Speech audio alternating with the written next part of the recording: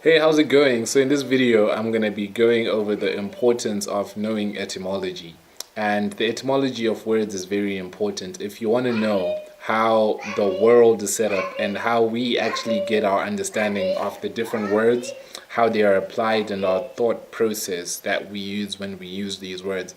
So when you understand that the alphabet is actually a frequency that is created by other individuals who gave us this manner of speaking and interacting. You'd understand that it's created in a certain way that is actually like encrypted or ciphered or coded in a way that will either trap you or will liberate you.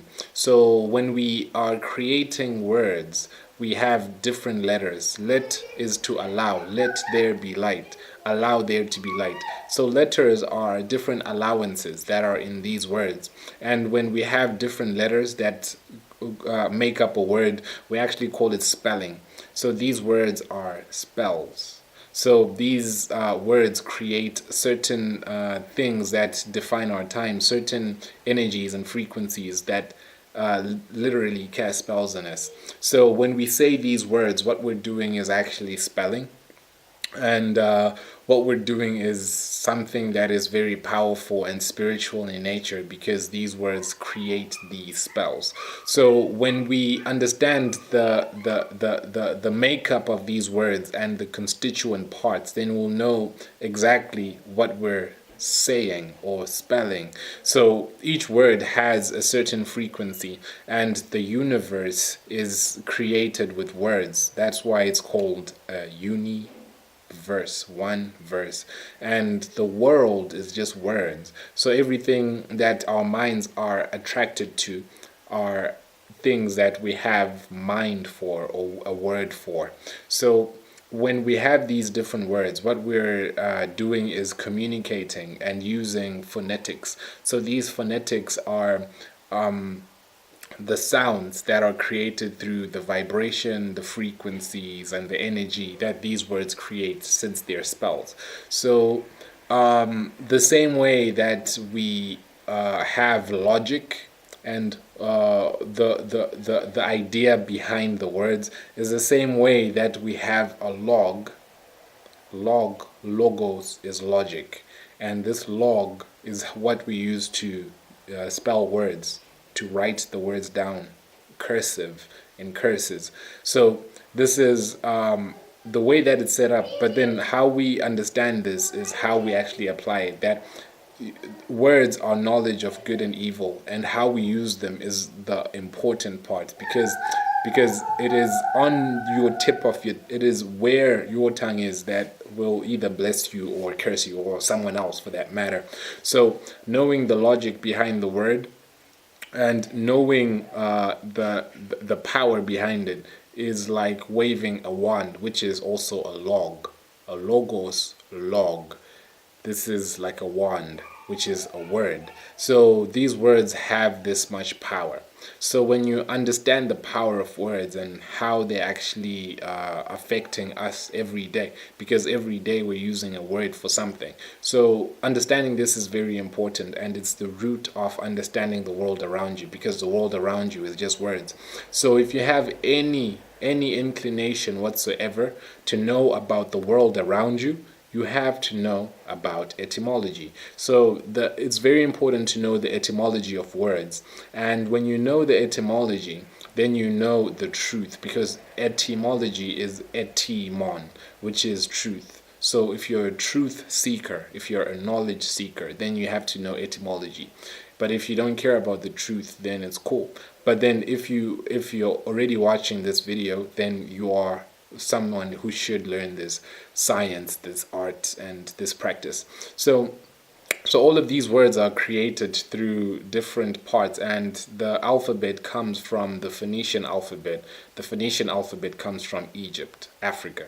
So the Phoenician alphabet was exported to the Greeks. The Greeks took it and gave it to the Latins, who are the Romans, and the world is speaking Latin right now. So the language that is in force is like a hybrid of all of these languages. This is why you have the Middle East, Africa, Europe, and the West meeting through a certain alphabet. So this alphabet is how we are communicating and how we have all of these sounds. So every sound is something that creates a certain frequency, vibration, and energy. So we have to know that as a person, you are a sonic being. You are a sun, so which means you're sonic, which means you have a certain vibration that actually attracts people to you. So if I call your name, if your name is Mary, then that sonic vibration is going to attract you and you're going to be pulled towards that. And if I say Mary, in someone else's mind, they're going to have a sonic reaction that pulls you into their mind. So this is the spirit of language, the spirit of words. So through these linguistics, we have the vibration, which is the sound. And as people, our insides are actually called organs. And this is how we are the temple of God. Every person is a temple of God, correct? So the same way that a church, a cathedral, or chapel is a temple of God, which has, traditionally, each cathedral has an organ. So this organ is created because the acoustics that are actually built into the church are supposed to resonate with the sound and with the space within that place. The same way that your organs are supposed to resonate with you as a person who's created in such a way. So having this understanding, you know that you are an organism who has organs inside of him. So as an organism, what you're doing is you're seeking harmony with who you are. These are vibrations and the world around you as an organism living in harmony. Harmony is also a sound, harmonics, like a harmonica. So as an organism, you have organs inside of you. So this is why it's important for you to have the right sounds coming out of you, like the heavenly sounds. There's this proverb that says that a right word at the right time is like apples of gold in pictures of silver. So this is the power of the words. This is the power of life and death. This is the organism's function, life or death. You're either living or you're dying, right? Because this is an organic transformation. So taking it further, all of the words are created as phonetics. So the phonics are important. So the phonics are the sounds, and the sounds are what create everyone through all of the exchanges that we have. So every phonetic is actually something that forms something we call phonics. Phonics is fornication.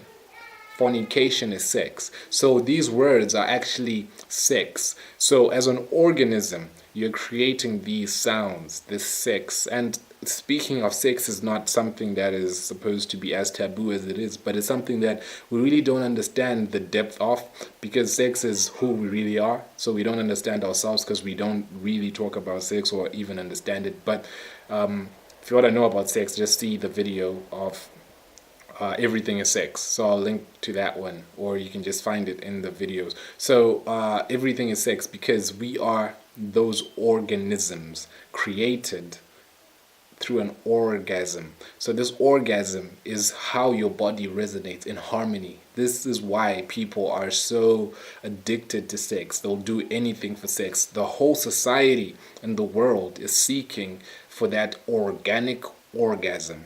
So as an organism, this is how people are created, moaning, like all of that, all of those sounds. These are what actually result in this orgasm, this organic sound through phonetics or fornication. So understanding this is like you will get an orgasmic experience through understanding what the organic constituents of the speech are. Because through understanding speech, you understand your nature, you understand how everything interacts, because everything is interaction, sexual intercourse. So through this interaction and intercourse, you will begin to converse. Like we used to say that sex is conversation. So this conversation, it's like when two people have a conversation, and back in the day, it's actually just referring to people having intercourse, interaction. So this is an intimate way to know the universe that you're in, and this intimacy is something that will lead you towards certain revelations or certain understandings that are not afforded to someone who is not able to understand the etymology of words. So yeah, so understanding this is very important and pretty crucial. In my own case, like I started reading the dictionary for fun. I'm not like an English speaker, so then I had to learn English. So at school, like I remember I was in the 11th or 12th grade, and I used to have a very, very bad speech impediment. So then I didn't speak, and my English was horrible. So then I just got this notion that at least I should at least try. So then I started reading the dictionary, and I just started I don't know, I just started reading the dictionary, and I've always loved reading books. So then I just started reading more and more books, and the more books I read, the more words I learned and how they just interact. And sometimes I'll be so confused because the word looks like one thing but it sounds like another thing, and it means something else. So all of these things just made me more and more curious to know what exactly the English language is about and how I can actually understand it. So I just kept on reading the dictionary, and I used to teach English and stuff like that. So I used to always tell my students to always read the dictionary, but then they always thought that's so boring. So I just haven't stopped, and now I'm just starting to understand this science that all right, all of these words are actually created and they're actually ciphered.